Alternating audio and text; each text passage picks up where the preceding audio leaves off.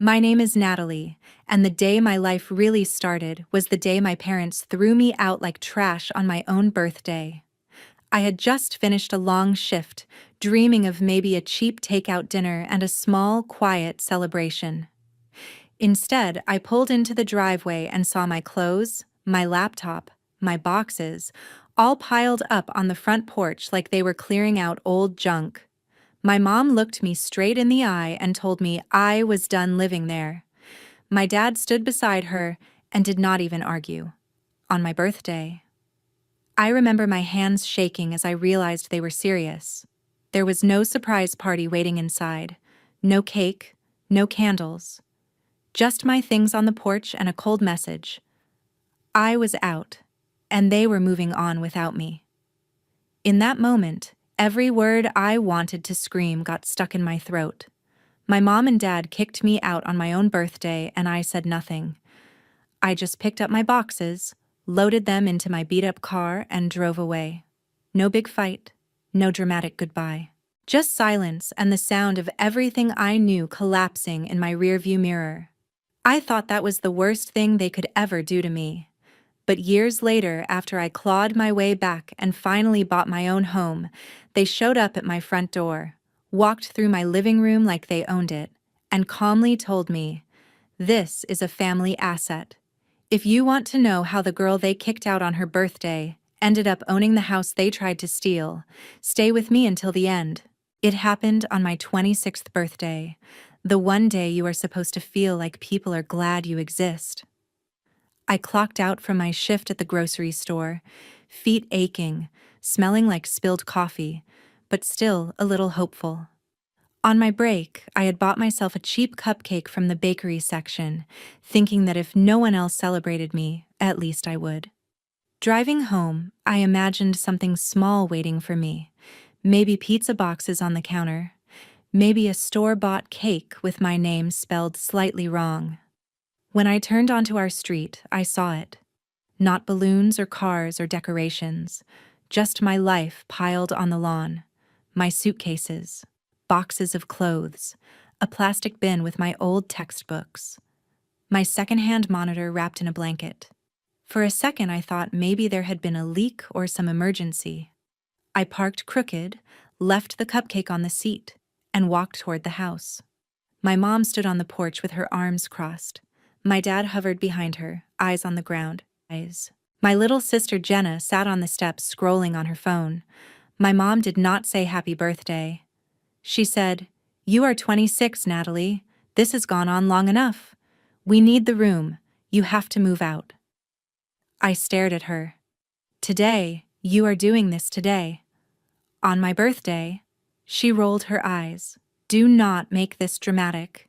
We raised you. We did our part. You have a job. You will figure it out."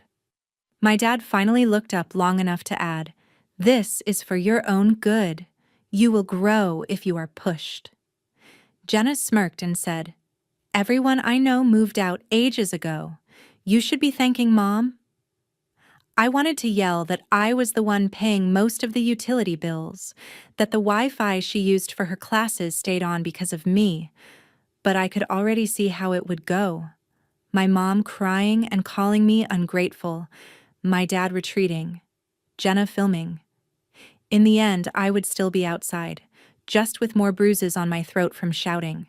So I did not give them a show. I asked quietly, "Where am I supposed to go?" My mom shrugged. "You are an adult. Stay with a friend. Find something cheap. Just do not expect to come back. We need to turn your room into something useful." Useful. As if I had never been. My mom and dad kicked me out on my own birthday, and I said nothing. I picked up a box, carried it to my beat-up car, and kept going until everything was loaded. No begging, no bargaining, just the scrape of cardboard on concrete. I glanced at the front door one last time and realized it was not my home anymore, if it ever really had been. I drove until the houses thinned out and highway signs took over, then pulled into a cheap roadside motel with half the sign burned out. The room smelled like old smoke and bleach, but the key was in my hand and no one could tell me to get out. I sat on the edge of the stiff bed, ate my cold cupcake alone, and checked my bank account. The number was small and scary. For a second, I almost called my mom to beg for a few days of grace.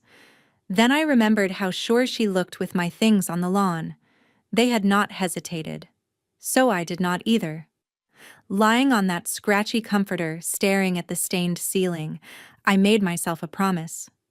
I would never beg to go back to a place that treated me like trash on the one day I knew I deserved better. If they wanted me gone so badly, I would find a way to make sure one day they regretted pushing me out the door. The morning after that motel birthday, I woke up with a stiff neck, a pounding headache, and no safety net. I checked my phone, half expecting a missed call from my parents, some kind of apology or at least a "what hotel are you at?" Maybe we overreacted. There was nothing. Just a calendar notification that said, "Happy birthday, Natalie," like a cruel joke from an app that did not know better. So I did the only thing that made sense. I got up, showered in lukewarm water, put on my uniform, and drove to work like my whole life had not just been flipped over. I worked my grocery store shift that day, pretending everything was normal. Smiling at customers, scanning items, making small talk about sales and recipes while my brain kept screaming, "You have nowhere to sleep tonight." On my break, I searched for rooms for rent on my phone, filtering by cheapest first and hoping for something that did not look like a horror movie set. Seattle was only an hour away, and the rents made my stomach twist. But staying in that motel was not an option. By the end of the day, I had arranged to see a tiny studio in the city, the kind of place with peeling paint and a view of a brick wall. It was cramped and overpriced, but the landlord did not ask too many questions as long as I could pay the deposit. I signed the papers with the kind of shaky confidence of someone who does not actually know how they are going to afford next month yet. The first few weeks were brutal. I kept my grocery store job, but the drive was long and the pay was barely covering my rent. So I picked up a second job doing late-night shifts at a burger place a few blocks from my studio. My days turned into a loop. Wake up before sunrise, drive to work, scan groceries and bag milk for 8 hours, grab a quick snack in the car, clock in at the burger place, smell like fries and grease until midnight, stumble home, shower, pass out, repeat. There was no time to think about my parents, and that was kind of the point. One night at the grocery store, a woman came through my line who I recognized instantly. Monica Lee. She had been a regular for months, always with some kind of laptop bag and a Bluetooth headset, always talking about deadlines and investors into her phone. I did not know exactly what she did, but I knew it sounded important. That night she was distracted, scrolling through her emails while I rang up her stuff. Without thinking, I helped her repack everything when her reusable bag ripped. I taped it together, double-bagged the heavy items, and made some dumb joke about duct tape holding adult life together. She actually laughed and looked at my name tag. "You are the girl who always fixes the self-checkouts, right?" she asked. I shrugged, a little embarrassed. I just punched a few buttons and reset the machines when they froze. But she made it sound like I was doing surgery. She asked how long I had worked there. And before I could stop myself, the whole story came tumbling out in a stripped-down version. My parents kicked me out.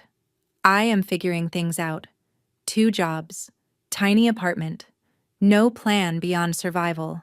Instead of giving me the usual pity face people do, she just stared at me for a second and said, "You know, my startup is always looking for people who can problem solve and actually show up. You ever thought about tech?" I laughed, because it sounded ridiculous. Me and tech, I did not even finish college. She told me about coding boot camps, how a lot of people switched careers without a degree, how the internet was full of free resources. Then she did something unexpected.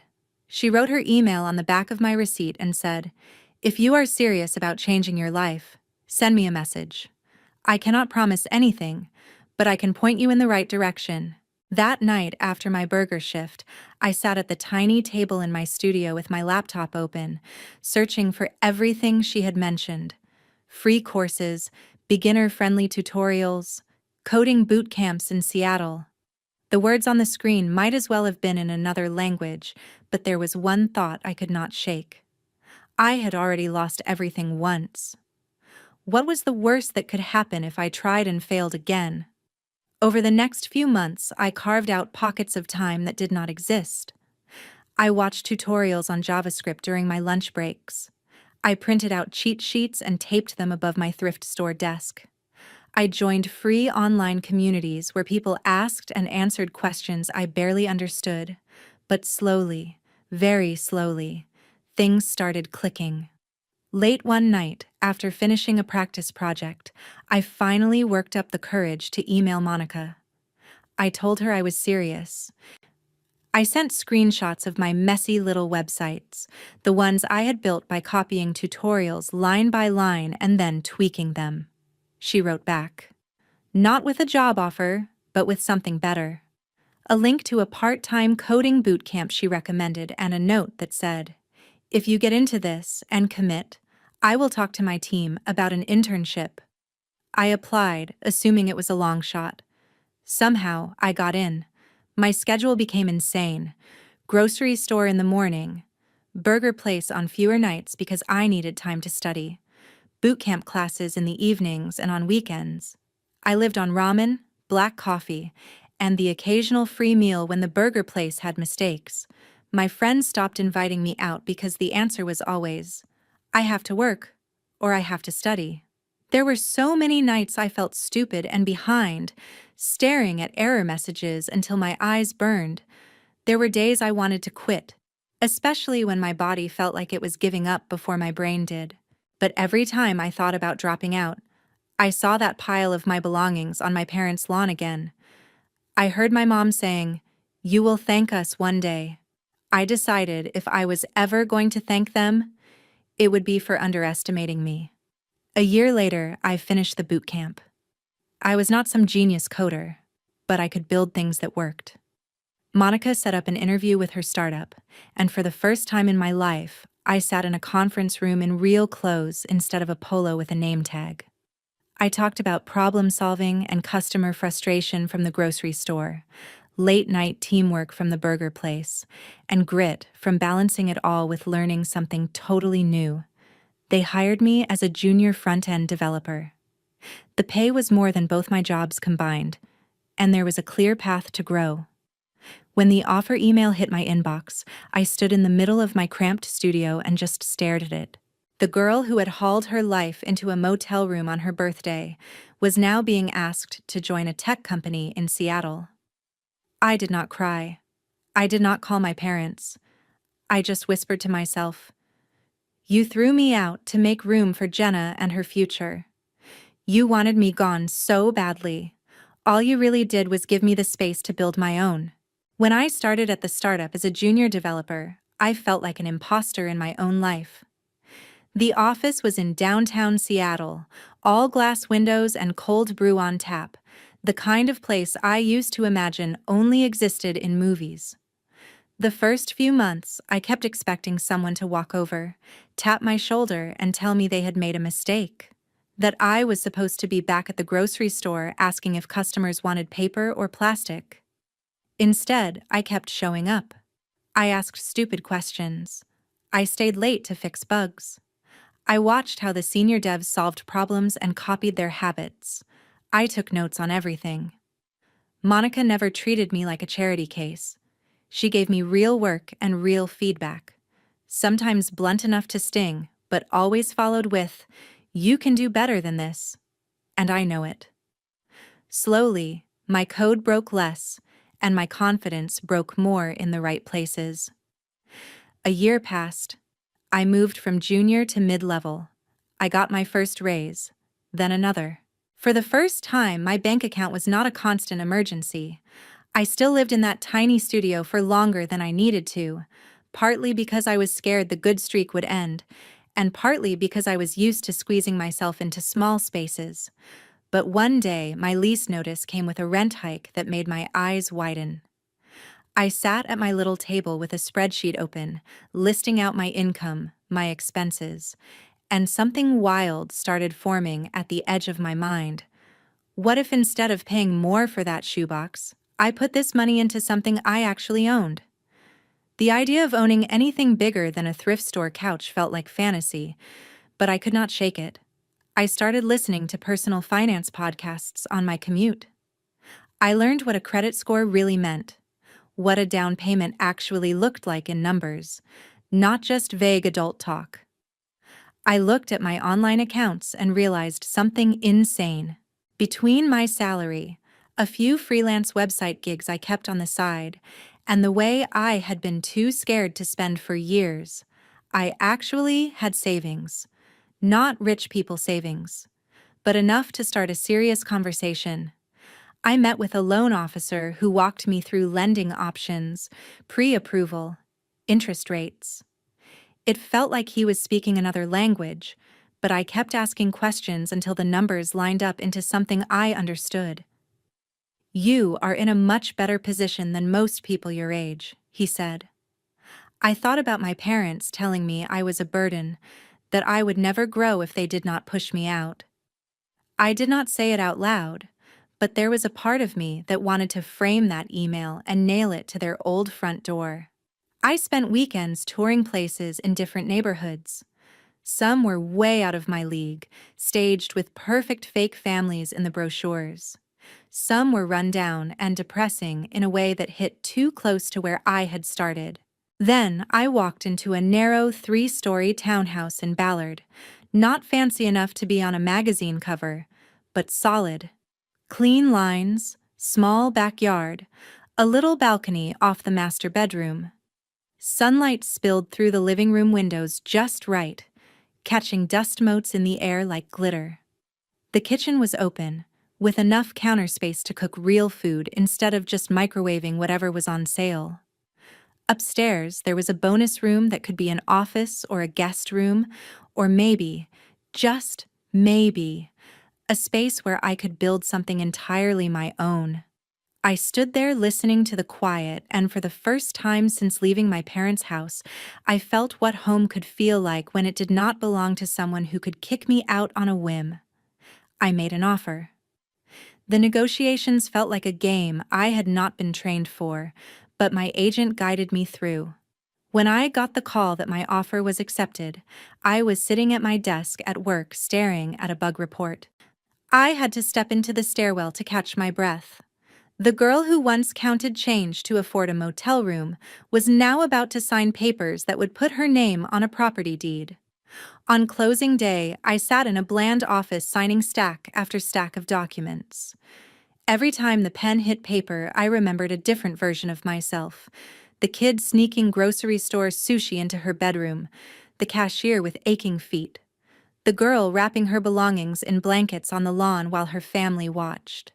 Each signature felt like a line separating me from that past. When it was done, the woman across from me slid the final folder away and said, "Congratulations, homeowner." Walking into the townhouse with my own keys was surreal. There was no furniture yet, just echoing rooms and bare walls that smelled like fresh paint and possibility. I lay on the living room floor that night with a single pillow and a blanket, staring up at the ceiling, listening to the hum of the city outside and the deep quiet inside. No one could come in and tell me I was taking up too much space. No one could decide my room was needed for someone else. This place had my name on it. Over the next months, I built a life inside those walls. I bought a couch that did not come off the curb. I set up a proper desk with a real monitor in the spare room and called it my office. I hosted a few friends from work, cooked for them, laughed too loudly, and nobody complained about noise. On nights when the sky was clear, I would stand on the small balcony with a mug of tea and look out over the neighborhood, thinking about the path from that roadside motel to here. I started sharing pieces of my story online, not to rant about my parents, but to talk about getting kicked out, hitting bottom, and clawing my way back. People started responding, Strangers messaged me saying they felt seen, that their own families had pushed them out in different ways. For the first time, my pain felt useful to someone other than me. I thought the story might end there.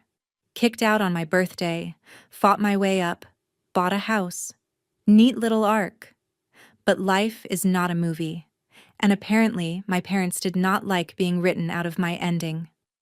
One quiet Sunday afternoon, I was in the kitchen unpacking groceries, humming to myself, when my doorbell rang. I did not think much of it. Maybe a package? Maybe a neighbor? I wiped my hands on a towel, walked to the front door, and glanced at the camera screen out of habit. When I saw who was standing on my porch, my stomach dropped. My mother, my father, and my sister. All three of them, right there at the front door of the house I had built without them. For a second, I thought the camera was glitching. But no, it was them. My mom in front, hair grayer and makeup heavier. My dad slumped behind her, Jenna off to the side with her phone in her hand. I could have pretended I was not home, but I was done hiding in places I paid for. I opened the door. My mom looked me up and down, then passed me into the house. "Natalie, you look different," she said, eyes already inventorying my furniture. "What are you doing here?" I asked. My dad tried a soft voice. "Can we come in for a minute? It is important." Against my better judgment, I stepped aside. They walked in like they owned the air. My mom ran her fingers along the couch.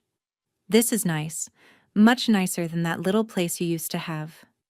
Jenna glanced around, impressed despite herself. "Damn, Nat, you really got yourself a whole house." I stayed by the kitchen island. "Why are you here?" I asked again. My dad sighed. "Things have been hard. I lost my job. The mortgage is killing us. We might lose the house." My mom cut in. "The bank does not care how long we have been there. They just want money. We heard you bought a place. This changes everything." I felt a flicker of sympathy, but it cooled fast. "I am sorry things are rough," I said. "But what does that have to do with my home?" My mom gave me a look like I was being dense. "This is not just your home," she said. "This is a family asset." The phrase dropped like a stone. "Excuse me," I said. She gestured at the walls. "We raised you. Roof, food, clothes. We pushed you to be independent. If we had not kicked you out, you would still be stuck in that dead-end grocery store. Our tough love made you who you are. So of course what you have now should benefit the whole family." My dad nodded. "We are not asking for much. We just need to stay here for a while. Your mom and I can take one room, Jenna another. You still have that office, right? You do not need a whole room just for a desk. Maybe we even put our names on the paperwork so the bank sees it is shared. It helps everyone." I almost laughed. "You kicked me out because you said there was no room?" I reminded them. "You needed my bedroom for Jenna's online classes. Now suddenly my house is the solution to all your problems." My mom waved a hand. "We did that for you," she snapped. "If we had not pushed you, you would never have left. You should be grateful. This is our investment paying off. A family asset." Jenna chimed in. "Mom was right. You leveled up. Everyone I know moved out years ago. You have extra rooms. Why are you being so selfish?" There it was. The old word. "I am not selfish for living in the house I worked and paid for," I said. "You did not co-sign anything. You are not on the deed. This is mine."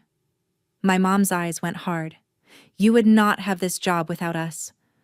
We sacrificed. We struggled. We pushed you. You owe us. One signature from you and your parents are not on the street. Or would you rather see us homeless while you sit here alone?" The guilt used to work on me. Now it just made me tired. "You made your choices," I said. "I made mine. I am not putting my home or my future at risk, so you can pretend this is some group project." Jenna scoffed. "Money really changed you." I shook my head. Being thrown out like trash on my birthday changed me. Money just means you cannot do it again. My mom's voice dropped. If you do not help us, we will take legal action. We are your parents. We have rights. Any judge will see this is a family asset and you are hoarding it. For a second, the old fear stirred. Then I remembered whose name was on every page that mattered. Talk to any lawyer you want, I said. You are not moving in. You are not touching my house. And you need to leave. Now. My dad tried one last time. Natalie, please. We are your family. You did this, I answered. I opened the door wide. Cold light spilled in. Last time, you told me to leave. This time, I am the one asking you to go. My mom let out a bitter laugh and walked past me. My dad followed, staring at the floor. Jenna brushed by and muttered, "You are going to regret this." I closed the door and turned the lock. My hands were shaking, but underneath the adrenaline there was a steady calm. They had walked into my home convinced that one phrase, family asset, would be enough to scare me into giving up what I built. They still thought I was the girl with her life in boxes on their lawn. They had no idea that this time I was not the one who needed to be afraid. When the door clicked shut behind them, I stood there with my back against it, breathing hard, listening to the echo of their threat repeat in my head like a bad commercial. Legal action, family asset, parents' rights. The old me would have spiraled, Googling laws at 3 a.m. and imagining worst-case scenarios. The version of me who had signed a mortgage and debugged code at 2 a.m. knew better than to let panic be the only plan. So I did what I always did now when I felt out of my depth. I called someone who actually knew what they were talking about. In this case, that someone was Eric Ramirez, a guy I had met years back through a friend of a friend who had gone from bartending to law school while I was going from grocery store cashier to developer. We had reconnected in Seattle when I learned he was practicing civil law and doing some work with tenants and financial disputes. We were not best friends, but we trusted each other enough to share war stories about crappy landlords and bad bosses. I texted him, "Hey, I think my parents are about to try something crazy with my house. Do you have time to talk?" He called within an hour. I told him everything, from being kicked out on my birthday to the visit in my living room and the words family asset dropping out of my mom's mouth like a grenade. There was a long pause on the other end when I finished. "Okay," he finally said. "First of all, breathe. They are not on your deed, correct?" "Correct," I said. "I bought this house years after they threw me out. They did not help with anything. It is in my name only." "Then legally, they have no ownership claim just because they share DNA," he said. "They can talk all they want about what's fair or family, but in court, paper beats guilt trips. However, the fact that they threatened legal action and are trying to pressure you into adding them to the deed, that is sketchy as hell. And the way they kicked you out before? Also not a great look for them." I felt a small knot of tension loosen in my chest. So they cannot actually force me to give them anything? No judge is going to magically turn your private property into a shared family asset because your mom thinks she deserves a cut, he said. But there is something else we need to think about. You said you used to help them with paperwork and bills back when you lived there, right? Yeah, I said slowly. I was the only one who could navigate online forms without yelling at the computer. Why? Because people who feel entitled to your house years later are often the same people who felt entitled to your information back then, he said. Before we do anything else, I want you to pull your full credit report, not the cute free app version, the real one. We need to make sure they have not already been using you to prop themselves up financially. The thought made my stomach drop. I remembered sitting at their kitchen table years ago, filling in lines on credit card applications while my mom rushed me, saying, "Just sign here. It is for the family." I had been too tired and too trusting to ask questions. Now I saw those memories in a different light. That night, I sat at my desk in the home office they wanted to claim, logged into all three major credit bureaus, and requested my reports. When they finally loaded, I felt like I was looking at someone else's life.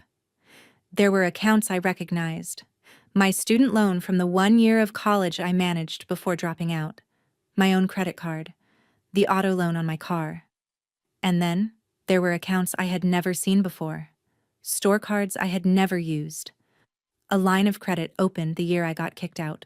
A couple of small personal loans under my name, linked to an address I used to share with my parents. My chest went cold. I called Eric back and told him what I was seeing. That, he said calmly, is identity theft. At best, unauthorized use. At worst, outright fraud. And if your parents open those in your name without your knowledge or consent, we are going to need to involve more than just a stern email. Over the next few weeks, my life became a weird mix of normal and surreal. By day, I went to work, wrote code, sat in meetings about product roadmaps, and laughed with coworkers in the kitchen. By night, I sat at my dining table with Eric on speakerphone, gathering documents, highlighting dates, cross-checking addresses, and piecing together the paper trail of how my parents had quietly turned my name into a safety net while calling me a burden to my face. Eric helped me file formal disputes with the credit bureaus for the accounts I did not open. We contacted the banks and lenders, sent notarized letters, and submitted affidavits explaining that I had been kicked out and had no knowledge of these debts. Some institutions were cooperative. Others treated me like I was the one pulling a scam. Every time a customer service rep questioned my story, I thought about calling my parents and screaming at them. Instead, I reminded myself that I was not cleaning up their mess for them. I was cleaning my name for me. At the same time, Eric filed a request for a restraining order based on my parents' threats and their history of kicking me out. We included screenshots of texts my mom sent after the visit, messages like, "You will regret choosing a house over your family," and "We will make sure everyone knows how heartless you are." They thought they were guilt trips. To the court, they looked a lot like harassment. "You sure you want to go through with this?" Eric asked me one night. "Once we file, it is official. This is not just a family argument anymore." I thought about the girl who had stood on the lawn with her life in boxes while her own mother told her to figure it out. I thought about them walking into my house like they were entitled to it, asking me to sign away control without blinking. "Yeah," I said. "I am sure." They did not hesitate when they put me out. I am done hesitating when it comes to protecting myself. The court granted a temporary order first, which meant my parents were legally barred from coming to my house or my workplace while the full hearing was scheduled. When the papers were served, my phone blew up. My mom called, left voicemails screaming about betrayal and shame. My dad sent long texts about how this could all be handled privately. Jenna sent one message, "You really dragged the law into this?" Dramatic much. I did not respond to any of them. Instead, I forwarded everything to Eric. He added it to the file. And then, quietly, another piece moved on the board. Some of the disputed accounts triggered internal reviews on the lender's side. One of them flagged unusual patterns and forwarded the file to a federal agency. Another one, tied to a fake home improvement loan taken out right before my parents' financial freefall, kicked the information over to the IRS because the income records did not match. "This is where it might get bigger than you," Eric warned me. "If they have been playing games with taxes or using your identity to secure more credit, the IRS is not going to shrug and walk away." Part of me felt uneasy about that. These were still my parents, as messed up as they were. The idea of them facing an investigation made my stomach knot. But another part of me, the part that had stood in a roadside motel counting crumpled bills while their names stayed clean, felt something closer to justice. Months passed. There were forms, hearings, more calls than I can count. Then, The restraining order was made permanent. They argued in court that I was overreacting, that kids these days called everything abuse, that they had only ever tried to teach me responsibility. But under oath, with documentation laid out, their story did not hold. They could not explain why they had open loans tied to my social security number. They could not explain text messages that sounded like threats. They could not spin the image of shoving their daughter out on her birthday into some noble sacrifice. The judge granted the order, citing a pattern of emotional manipulation and financial exploitation. My parents left that courtroom looking smaller than I had ever seen them. That was just round one. Round two came when the IRS finished whatever quiet work they had been doing in the background. I was called in as a witness, not a suspect, to explain what I knew and what I did not know about the loans and accounts. I answered honestly. I had signed forms I did not understand under pressure. I had trusted them not to use me. I had been cut out of the house and the finances the minute I stopped being convenient. When I walked out of the federal building, I felt like I had just opened a window that had been painted shut for years. Eventually, letters started arriving at my parents' address and their new rental place. Notices, demands, investigations into unpaid taxes, unreported income, and fraudulent applications. Their old house, the one they had thrown me out of to make space for my sister, was seized and sold to cover part of what they owed. The irony did not escape me. The house that had been their fortress, their symbol of superiority, was now gone because of their own choices. Without that house, without good credit, without the steady job my dad had lost, their options shrank fast. They moved into a small apartment on the edge of town, then into something even smaller when the bills kept coming. My mom went from bragging on Facebook about her perfect family to posting vague rants about ungrateful children and corrupt systems, pointed but never detailed enough to admit what actually happened. My dad picked up odd jobs doing whatever he could, pride swallowed whole. Jenna, who once sneered at me for working in a grocery store, ended up folding clothes in a retail chain during the day and doing delivery app runs at night, complaining online about how the world was unfair. I knew all this not because I stalked them, but because people sent me screenshots asking, "Is this about you?" I never answered publicly. Instead, I told my side of the story in a way that did not name them but did not hide what happened either. I talked about parents who weaponize guilt, about families who feel entitled to their adult children's success while never owning the harm they caused. I talked about being kicked out on my birthday, about sleeping in a motel, about learning to separate love from loyalty to people who kept hurting me. The more I shared, the more I heard from others who had lived variations of the same script. It turned out I was not special. That was strangely comforting. One night, months after everything had settled legally, I was sitting at my kitchen table with my laptop open when another email from a lender came in. "We have completed our investigation," it read. "We have determined that you are not responsible for the debts in question. These accounts will be removed from your credit report." I stared at the words for a long time. My name, the one they had signed on forms like it was theirs to use, was finally clean. My house was safe. My future was mine. I thought back to my mom standing in this very kitchen declaring that this place was a family asset. In a way, she had been right, but not in the way she meant. Their part of the story ended in courtrooms and collections notices, in small apartments and smaller lives. Mine was just getting started. For the first time, the scales felt even. They had pushed me out, used me, tried to lay claim to what I built. And in the end, all they really did was give me the distance and the motivation to build a life they could not touch. In the quiet that came after the lawyers and letters and courtrooms, I started to realize something uncomfortable. Winning does not bring back what you never had. There was no moment where my parents suddenly understood. No tearful apology, no neat reconciliation. They kept telling anyone who would listen that I had ruined their lives, that I had chosen a house over my own blood. I used to replay that accusation in my head, wondering if there was any version of this story where I could have helped them without destroying myself.